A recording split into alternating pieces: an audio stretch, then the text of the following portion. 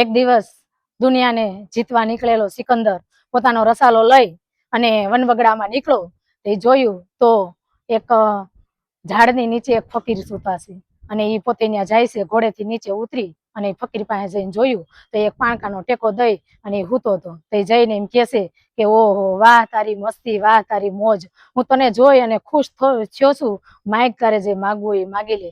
તો એ ઓલો ફકીર એમ કહેશે મારે કાંઈ નથી જોતું. મારે કાંઈ નથી જોતું એટલે અભિમાનથી નથી કહેતો, પણ મારે કાંઈ જરૂર નથી, ઉપર આકાશ નીચે ધરતી અને મારે કાંઈ જરૂર નથી કે.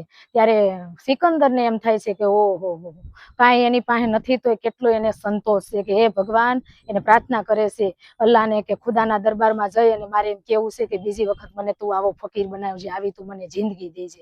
ત્યારે ફકીર એમ કહેશે કે હવે ખુદાને હું હેરાન કરવા, એ કે ન્યા જવાની કાંઈ જો કેદી તું મોર ને કેદી ખુદા પાસે જા ને કેદી કે કરતા આ બાજુ કૂતરું હોતું છે ને આ બાજુ તું હોઈ જા. હે આ વસ્તુ એ છે કે એ ફકીરની જિંદગી જોઈ અને એક સિકંદર, દુનિયાને જીતવા નીકળેલો સિકંદર ખુશ થઈ ગયો હતો.